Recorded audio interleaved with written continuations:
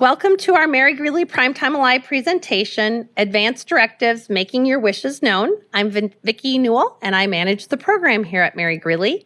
As a reminder, if you want more information about Primetime Alive or to sign up for a program, you can go to mgmc.org/PTA.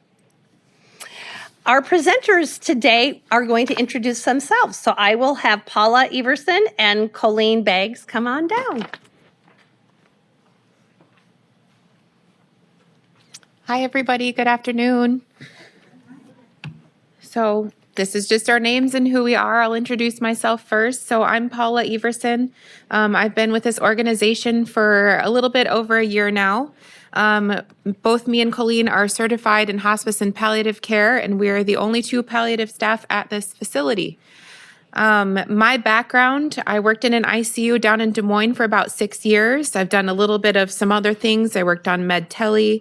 So the cardiac unit, I worked down in the ER a little bit. I did a little bit of school nursing, and I worked a little bit for the medical examiner. So I like to say I like to kind of learn everything. So this has been the one thing that really has stuck with me through everything that I've gone through that I really enjoy doing. So that's why I came here. And Vicki told me, and maybe I should share that. So my dad is Mel in the morning, Mel Crippen. So many of you might know him. So if you can relate to that, that's who I am. And so you'll get a piece of his daughter in this too. I did ask Paula if her dad was coming today. Running around.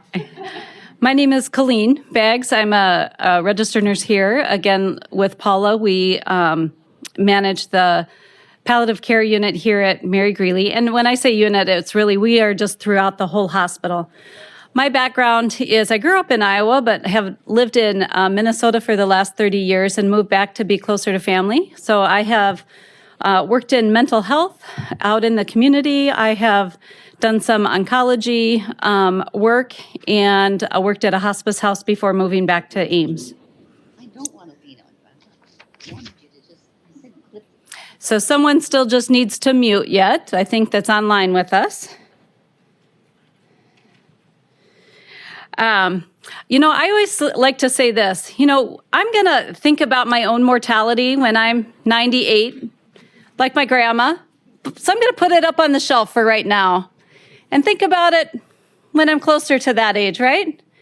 But then we have something happen to us and we have maybe an unexpected diagnosis or a chronic condition that has exacerbated and it becomes more serious. And that mortality comes off that shelf and it's kind of just sitting right here in front of us. So end-of-life discussions are tough. There's just no way around that. Just a little show of hands here. Who maybe has had an end-of-life discussion with your family about what you would want? Well, that's great. Maybe you guys would like to just come down and give the talk for us here. That was a good show of hands. The important conversations, these are just happening way too late. What we see, Paula and I see, is we're having these conversations with family members around the ICU desk or around a bedside when we're at the bedside in the hospital. And we just want to get those conversations started much earlier. And we're going to give you some tools today to feel more confident and more comfortable in getting those conversations going. So 90% of the people say that talking with their loved ones about end-of-life care is important to them. Would you agree with that? Yeah. So what do you think the 27% is? The ones that have had that conversation. That's right. And 80% of the people tell us that if they become seriously ill, they want to talk with their doctor about wishes for medical treatment towards the end of their life. But only 7% report having that conversation with their doctor. And so we want to really kind of flip those statistics around where we have 90% of the people having those conversations. We're going to talk a lot about what advanced care planning is, and we're going to give you definitions and kind of go through. When I think of advanced care planning, I think of it as a big umbrella. And there's lots of little things underneath there. So we're going to talk about all this. We're going to start out by talking about the umbrella, and then we'll get down into what are those documents that are important. So advanced care planning is not just about old age. I tell people every time I walk in a room, regardless of our age or our health, all of us should have some kind of document naming who we want to make decisions for us should something happen. Because a medical crisis could happen at any age, leaving you too ill to make your own healthcare decisions. Even if you're not sick now, you should plan for your healthcare in the future. So your decisions ensure that your values and your wishes are honored, and that can shift some of the burden off to your families and friends, off of your family and friends. And sometimes I'll just say to our patients when we're talking and they're not sure what they want to do, I'll say to them, it really can be a gift. If you can make these decisions and tell your family why you've made these decisions, that's a real gift, because then they're not having to think about that, or boy, has mom said this before, or has dad made a comment that really tells me what they would want in this situation. I'm not sure. I don't want to give up too soon. If you make that decision, that really can be a gift for your family. Decisions about end-of-life care are very personal. It's impossible to foresee every type and every circumstance and illness, but it's essential to think about, in general, what's important to you. Conversations that focus on choices are important, that just, again, keeping your family informed. Some of those things are sharing your personal values with your loved ones, evaluating life-sustaining treatments that are available, and we're going to go through those in detail, but some of those are like, what did you want, a ventilator? Would you not want CPR?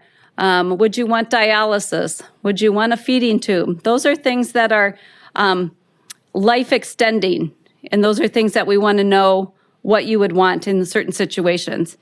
And deciding what types of treatment that you would want, putting your decisions known as advanced directives into writings, and making sure using your advanced directives to identify who you want to speak for you.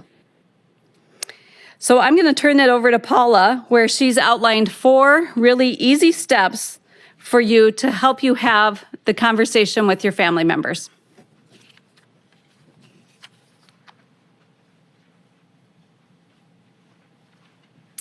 Okay, so the first thing that we do before we have a conversation, and we do this even as professionals, is getting ourselves ready for the conversation. This is something that's stressful. It's not something that's going to be easy to sit down and think about. What do I want? What does the end of life look like? Because like she said, we don't like to think about these things, but it's so important to do so.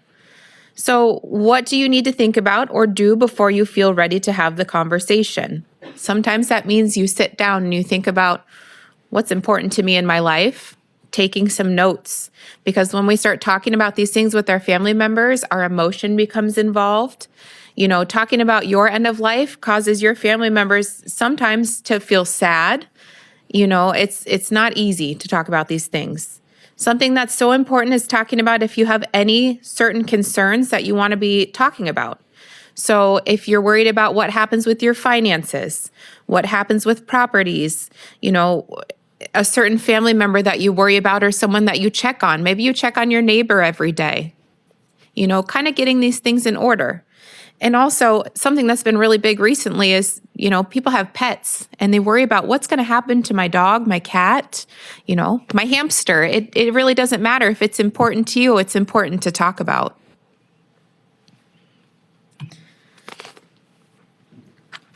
So you don't have to start thinking and say, I need to have this conversation right this moment. Like we said, medical things are not predictable, but it's important to start thinking about it and thinking about really what do you value. You can start out by writing a letter. It could be to yourself. It could be to someone that you love or a friend, and just expressing your emotions and what's the most important things that you want to focus on. You might consider having a practice conversation with a friend. Sometimes a practice conversation with a friend might have them asking questions about what you want, because if they're invested in your life, sometimes our friends are family. And so they might have, you know, some feedback for you as well. That's pretty important. Having the conversation might reveal that you and your loved ones disagree. This happens so often. But even in disagreement, If you disagree with your family member, they say, I don't think that you should want to do that, or I think that's wrong that you like this. It gives you that chance to talk about it with them and say, this is why I feel certain things are important. And sometimes it just takes them some time after this conversation to get on the same page as you and understand that these are your individual wishes and not always theirs. It mentions not having this conversation during a medical crisis. So important.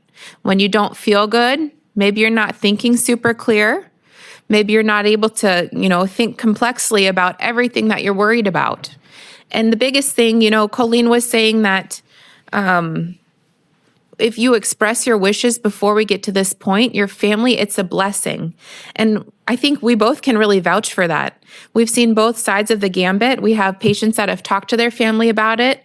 They can come in and say, nope, mom wouldn't want to have this big procedure. Mom doesn't want a feeding tube. If that's what it requires to keep her going, this would not be what she wanted and we need to stop. But then we get the other side of that. I've met families that have had terminal diagnosis for months and months, and they've never had that conversation because it's scary. And their focus was, let's stay positive. Let's talk about all the positive things because we don't want to bring negativity into the treatment here. And so that family in that case had a harder decision because when we ask, well, what did they tell you in the past about what's acceptable as a quality of life for them, or what are we okay with? And what would we say? This is too much and we're doing too much. And they said, I don't know. And that caused them to have a big struggle with how to manage their loved one. It goes much smoother when we've had these conversations. And the last thing for this is having the conversation. It's not a one-time thing. It's difficult to have the conversations. Once you have this beginning conversation, the ones that follow become a little bit easier because you've started opening up that door and having discussions about it. But even as professionals, as me and Colleen visit with our patients, we don't just go one time. A palliative care consult, even for something as simple as an advance directive, writing who we want to make our choices, that might be a 2-time visit. There's been patients I've seen 10 times within a couple of days. It takes a lot of conversation and things come up as you're discussing things too that you might not think about before you start. The second step is to get set. So, what's the most important thing to you as you think about how you want to live at the end of your life? What do you value the most? And thinking about this will help you get ready for the conversation. So finish this sentence for yourself. What matters to me at the end of life is... So some examples we put are being able to recognize my children, being in a place with excellent nursing care, being able to say goodbye to the ones I love. For some people, the most important thing to them is I want to go home. Whether it's for an hour, for a day, for the whole rest of my life. But letting your family know that when we get to that point, you'd like to be home for a period of time. Or if you need to go to a facility, is that okay with you? What kind of facility? What kind of care is what I want? Sometimes I say it's, if you've had chronic healthcare conditions and you have a specific diet, and this sounds so silly, but it becomes so important. If I'm at the end of my life and I can do anything I want or have anything I want, what would it be? Okay, so we've had people go on hospice and say, this one was recent, I just want a hot dog from Dairy Queen with chili on it. And we said, so do it. Okay, so even something as silly as that seems silly now and trivial, but at the end of your life, if you get to enjoy something as small as a chili dog from Dairy Queen, that's going to make a difference for you. Okay. And it'll bring your family, the enjoyment of knowing that they let you do that thing that you've always wanted to be doing this whole time.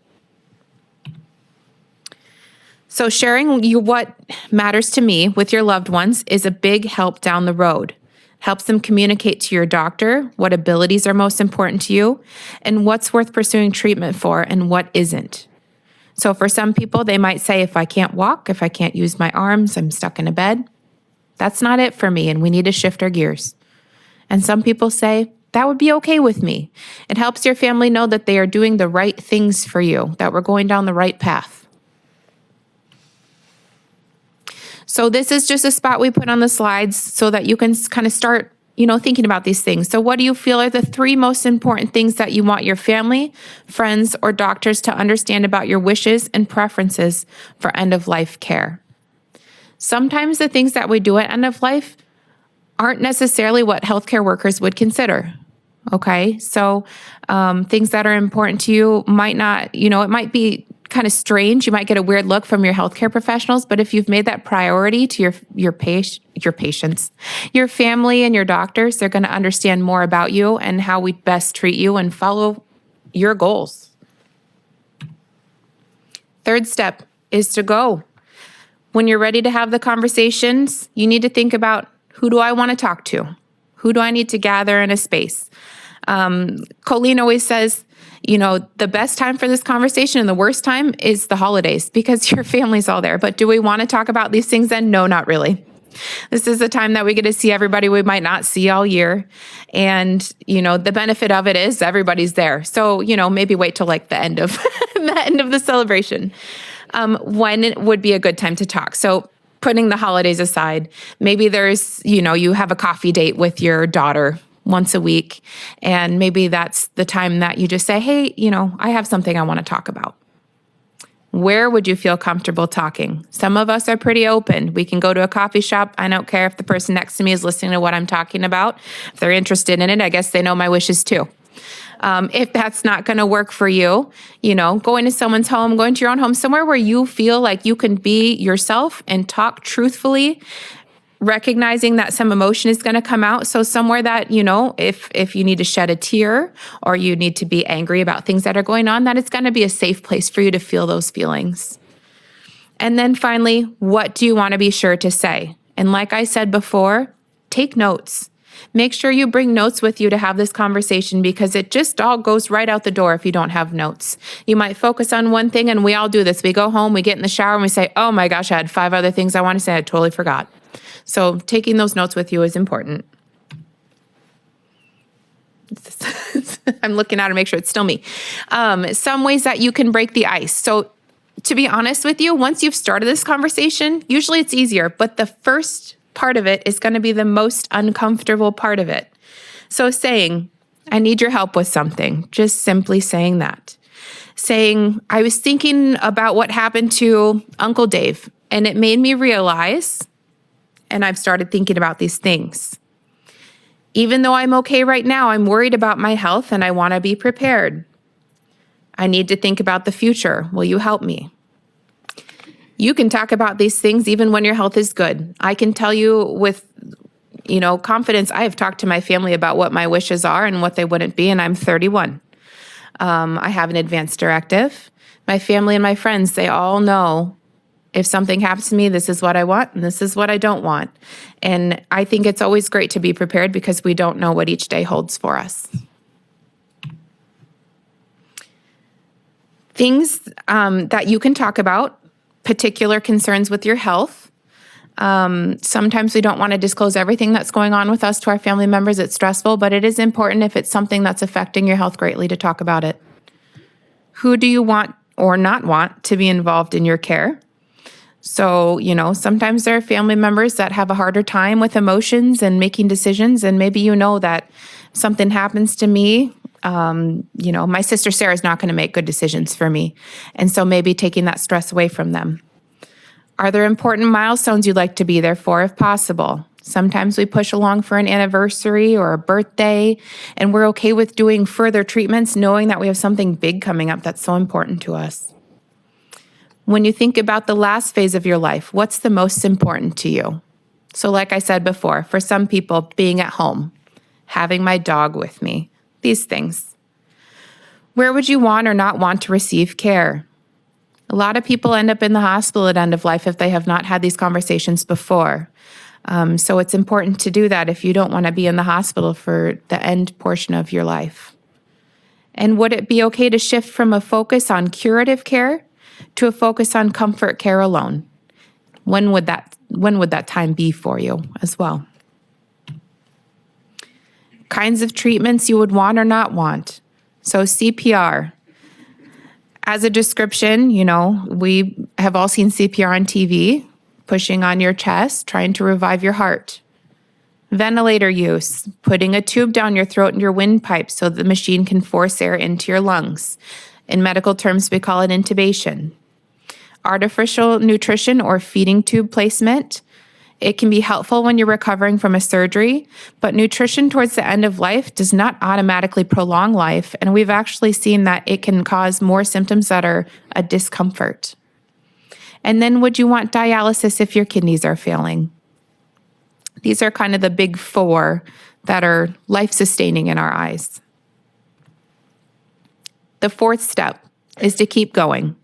Once you've had the conversation, there are some legal and medical documents you should know about. So using them to record your wishes so they can be honored when the time comes.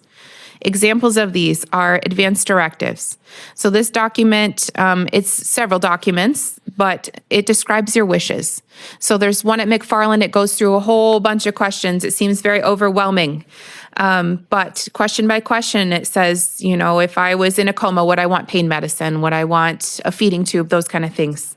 There are shorter ones that you can look at too that just kind of let you list out what you would want. What I will say is if you've ever gotten the one from McFarland or the one that's 5 wishes, you don't necessarily have to use that one, but it is a good talking point.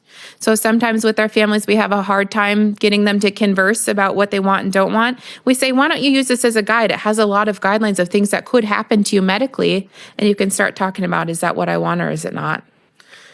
A healthcare proxy or medical power of attorney. This is the person you trust to act on your behalf if you're unable to make healthcare decisions or communicate your wishes. So in this document, you appoint somebody to make medical decisions for you only if you cannot make them for yourself.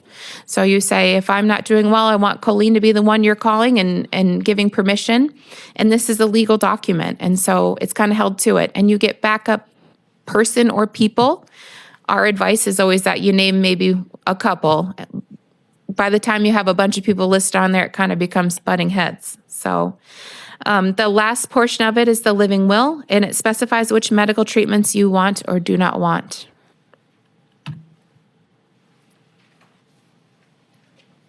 So just a couple points on some of the things that Paula just covered. That medical proxy or the healthcare proxy, medical power of attorney, that does not have to be a family member. And actually, you want it to be the person that's going to be able to carry out your wishes. Oftentimes people say, I don't have any family members that could do this for me.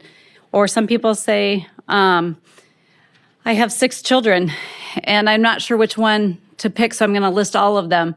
Well, getting 6 kids to agree what should happen to mom or dad can be challenging. And so you want to really give it some thought. When we go in and see patients about just completing these documents, like Paula said, it's never just a one-time conversation. It's really helping them have a conversation with the person they're picking. One, that person needs to agree to be able to make those decisions for you.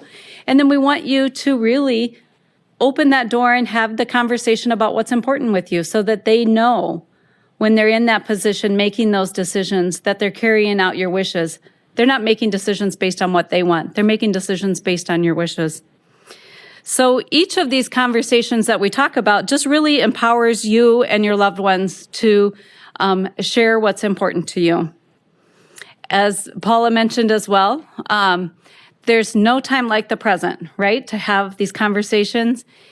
And I am always a big proponent of these family gatherings. We have a couple of them. Natural gatherings going to be coming up in the next couple months. Now, that's not going to be the focus of your gatherings, but it is a prime time for us to say, pull our kids aside in a room and say, I just want to start talking about some of these things that are going on with me, my health. Here's some of my concerns. We're giving you tools today to start having some of those conversations. So I'm going to go into a little bit about what palliative care is here at Mary Greeley.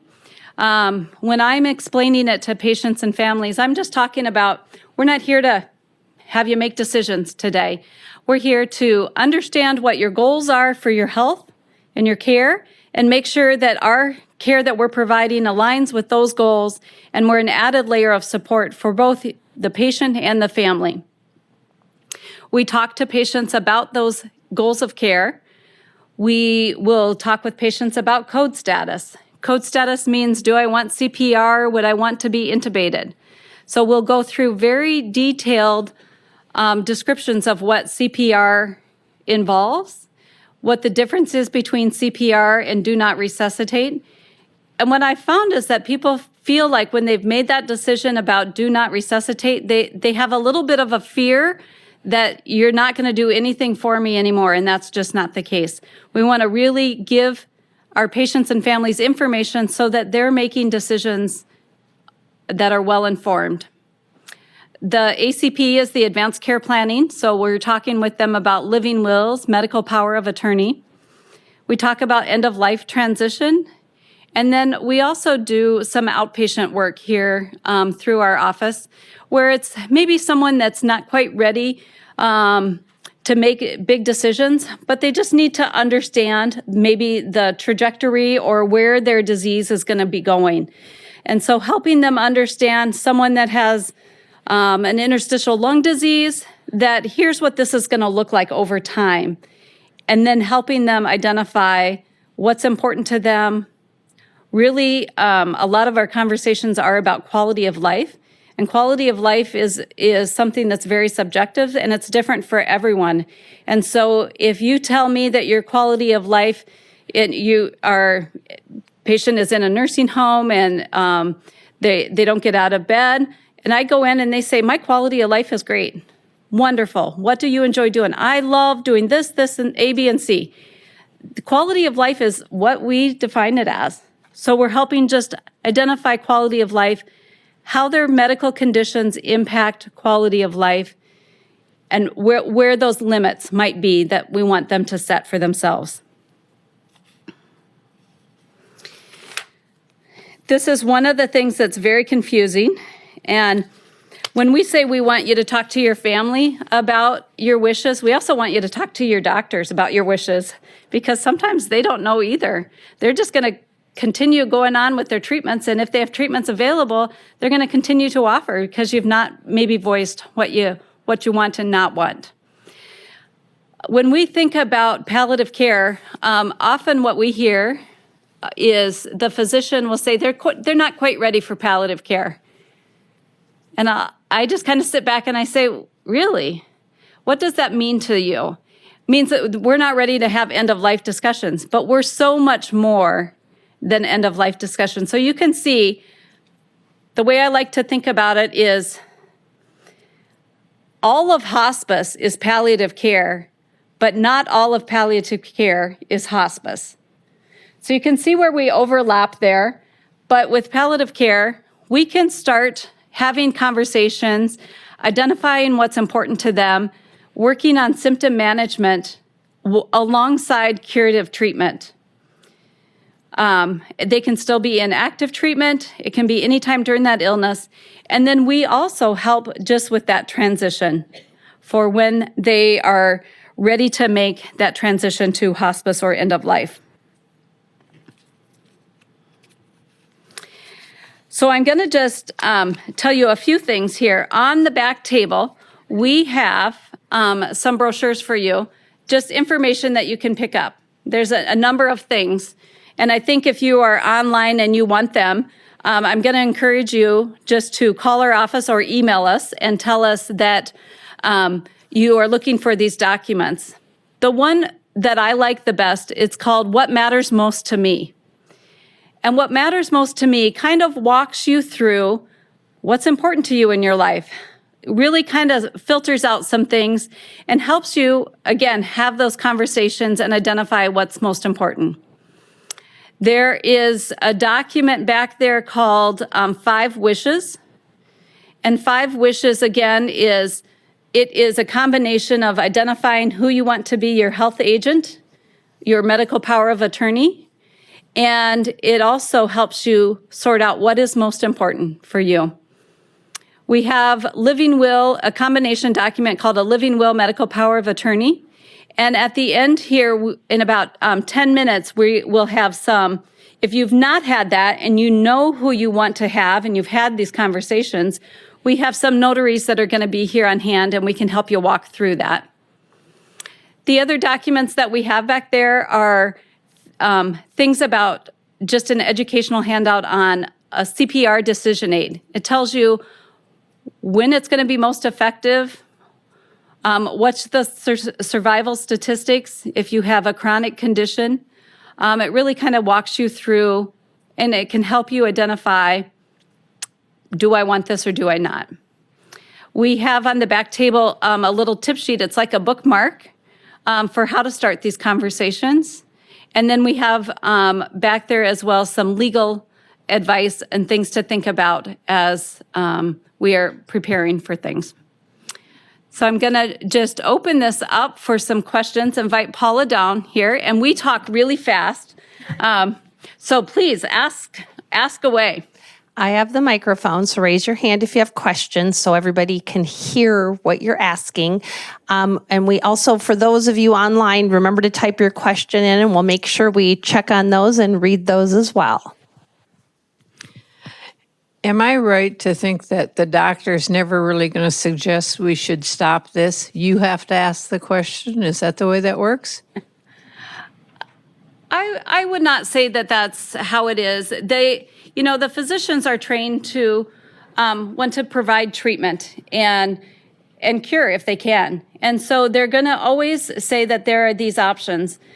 I want to believe that our physicians are getting more skilled and at having some of these conversations, like we have this treatment, but this is what it might mean for you if you have them. We're not there 100%. And sometimes it's easier to have a conversation and say, here's a treatment that we have for you, versus we don't have a treatment and this is what it might mean. And that conversation is long, where our appointments are 15 minutes, 20 minutes, right, in our doctor's office. And so that's an extended conversation that doesn't always fit into that time frame that they have for us. I would follow that up with, if you have something going on with you and you're looking at different treatment options and you're wondering if you even should do a treatment, it's good to ask and just say, I'm contemplating not doing this. And here's why. And they take the time to listen when they can. Yeah. Oh, I'm making my way down here. Thank you. My husband was recently in the hospital, and they said, do you want a do not resuscitate order? And at the same time, I said no, and he said yes. And so we had to have that conversation over the hospital bed. And what was interesting, I said, if your heart stops and you're in the hospital, why wouldn't they bring some paddles and start it? So I want to know really the definition of the do not resuscitate. Does it mean they'd try once and quit, or they don't try at all? So in the case of a do not resuscitate, that means we're not doing, we do every single treatment up until that point where that heart stops or we're not breathing. And that's when we would let nature take its course. If you're a full code in the other sense of things and you say, I want CPR, I want ventilation, if you're saying I want it even one time, you have to be a full code, because that's how it guides us to say, are we doing something or are we letting this go peacefully? And I shouldn't say it that way, I guess, but are we letting nature take its course versus are we intervening? I will say there are a lot of factors that go into that. Sometimes when we're in the hospital and we talk about code status, every time you come to the hospital, they're going to say, do you want to be a full code or do you want to do a DNR? Do they walk through what that means in extensive? They don't. So if you ever come here and you're wanting a further conversation about that, have them call us. We'd be happy to come talk about it. There are a lot of factors that go into your survival rate, your chronic illnesses, your current state of health. Even living in a nursing home can reduce your chances. So, I'm sorry that you guys had that experience and you didn't get to have kind of that talk through, but we'd be happy to talk to you about it too. The other thing that I would add to that is, lose my train of thought here. Like we said, when there are times when patients come in and they come in an emergency situation and in the emergency room and they are asking that question. We're scared, patients are scared, and so they'll ask that and they're like, yeah, and then the family will be like, they've been a do not resuscitate for the last 3 admissions, but now they're scared and they want they're not ready to go. Those are the words that they would use. And so it's just really having a conversation and understanding what that means. And when we talk about it, we always talk about acceptable quality of life after a CPR event. That's very important to understand and to know that after CPR, it's not like on TV where you get up and you walk away. That acceptable quality of life might mean that there's months in a nursing facility to try to recover. I'm not sure that we can get you back to that acceptable quality of life. So those are factors that we talk about. All right, we have another question over here. This is maybe kind of a technical question, but is there a standard procedure for someone with a pacemaker defibrillator? As you get down to that point, is there some time when they would automatically turn that off, or do you have to ask for that, or? Yeah, so in the case of a pacemaker with an ICD, so the shocking portion of the pacemaker, there's never a time that we automatically turn that off. It's I suppose with a caveat is that if your family says we're doing end of life, we're focusing on comfort, we would ask, is it okay for us to turn that ICD off? And so at that point, we call the company that has the ICD and they switch that off. As far as the pacemaker goes, the pacemaker in and of itself, without this ICD portion of it, it will keep pacing your heart, but we don't turn it off because there will be a point where we reach end of life, your heart goes into a rhythm that it just cannot help with anymore, and then the pacemaker will stop working. So we don't really consider the pacemaker kind of life extending at the end of life because we know that's kind of how it proceeds. But, most of the time when people say I'm ready to be comfortable, we leave the pacemaker portion alone, but we make sure we're turning off that ICD. Coming down there, Dennis. One thing I haven't heard anything about so far is what about what you want your body used for after your death? And that is, it could be donation to science. It could be that anything that somebody needed of your body parts that are acceptable, that they could be used. And that has to be real quick. Yeah, so what I will say about that in past experience is that there are the different avenues that you can go with your body after, and it is important to talk about that with your family because that is part of your wishes. It's still your body. Talking to your family about whether you want cremated, whether you want to have a burial, kind of plans for that is not something to, push aside to get an order at any point. As far as things like donating your body to science, if that's ever interested you, this is really interesting to me, and I didn't know this for a long time, but what you have to do is pre-register. So if you want to donate your body to science, if you haven't actually registered with somebody before you pass away, you can't do it because we can't give permission after. Even your next of kin cannot. So if that interests you, make sure that you look it up. There's a couple of places in Iowa. I think the University of Iowa and DMU both have a procedure online that you can follow or you could call them about. The other thing is organ donation. So all of us on our driver's license, they ask us whether they want to be donors. It's important to talk to our families about that too. But that's something that, they kind of look over everybody as they pass and say, what can we offer if there's anything for donation? When I talk to people, they often say, what do I have left to give? And you'd be so surprised. So having worked for the medical examiner, having worked in the ICU, the things that they can share and use after death, they can use tissues, they can use skin, they can use corneas. If they can find a use for you to help somebody else in some way, they sure will. So what I always say to people is, if you don't have,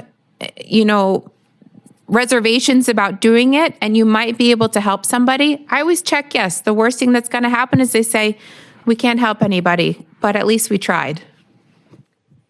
The other thing, Dennis, that I wanted to bring up when you talk about donating your body to science, it's important for family members to know that they would not get your body back for a year for a burial after that. And so just knowing all of those steps and what all that means to share with your family.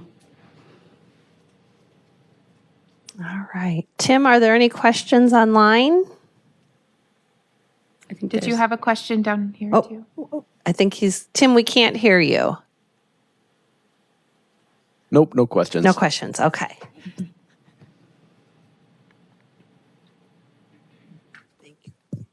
Can 5 wishes be used as your advance directive? Yes. And do you need a notary to do that? Yeah. Yes. The very first page in 5 wishes is naming your medical agent or your medical healthcare power of attorney. So we would want that piece notarized. The rest of it does not need to be notarized, but that first page does. Just a plug for 5 wishes. I got this document a couple years ago, and it's very thorough, and it does ask questions that perhaps I wasn't ready to ask myself. But as the years go on, it's really important. And thank you. I really appreciate you coming and talking about this. We've done programs in the past on 5 wishes, and I've looked at the document and actually used it with my mother. And it's set up nicely, great questions. I thought it made it very comfortable to have the conversations the way it's worded. But I just want you to know, we don't have a lot of copies up there, but if they call you, can they get one? Okay. So you have their phone number. So if you get up there and 5 wishes is not there, you can call. And we'll mail it to you.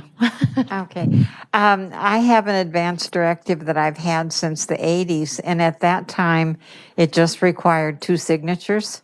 Should I have that notarized? You don't have to. It's still valid as long as you're happy with what's on it.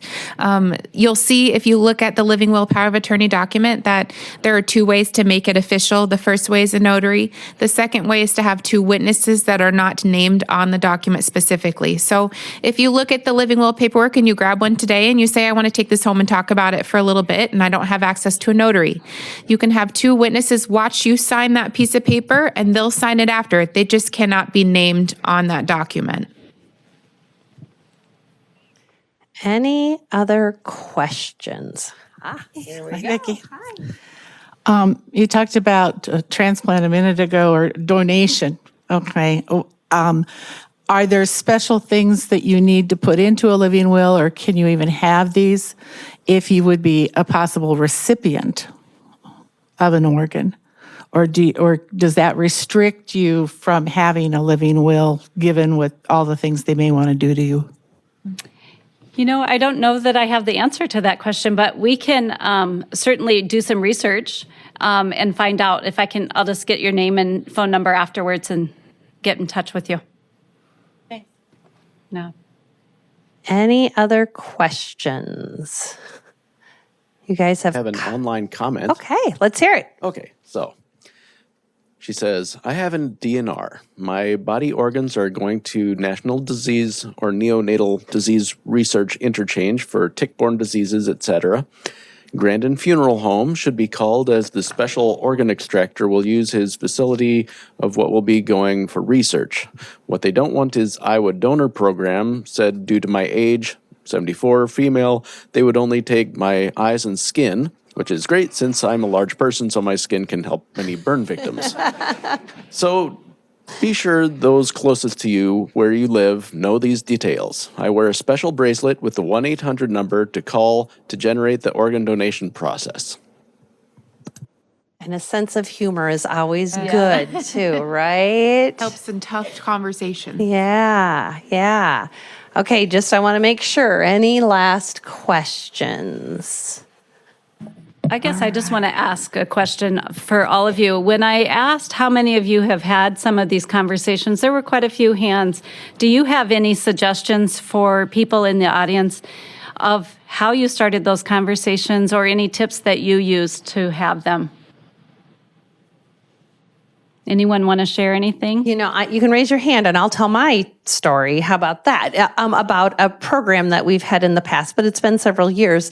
Their suggestion to start it was to say, when you're talking to your kids tonight, to say, hey, I went to a Primetime Alive program today. You know what it was about? Not a bad So way. there you go. Or it works at the, in a couple weeks too. Hey, a couple weeks ago, I was at a program. We've got somebody here.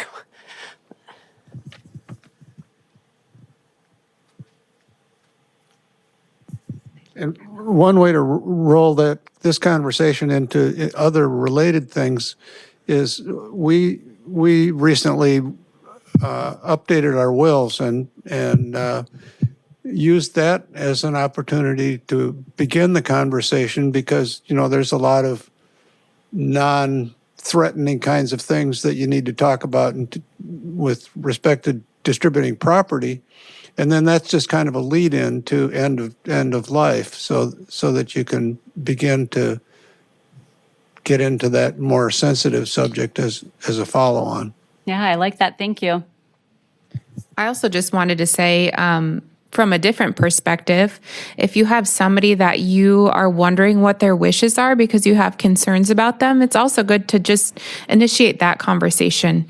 My dad would probably fight me for saying this, but he is aging and he has some chronic conditions.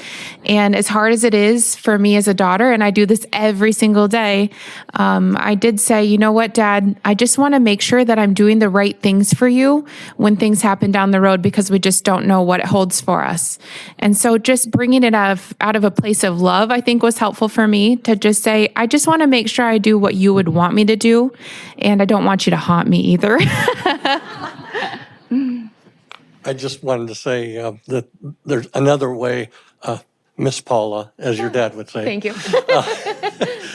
Another thing is if you've got insurance policies that you've taken out on your children and you'd like them to take it over and actually have their name put on it as the receiver of the money, and also a little bit of a thing is that they would then start paying for it.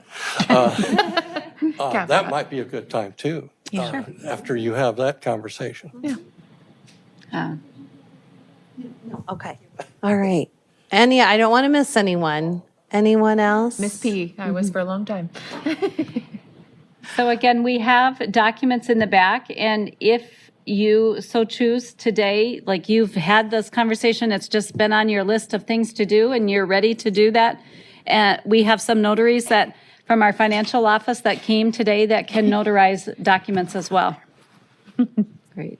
Thank you so much. Wonderful, wonderful. Thank you both so much. And I'm sure people will have questions afterwards if you've been able to hang around. Yes, thank you. Wonderful presentation. And Paula, I'm guessing you get your sunshiny personality from your mother.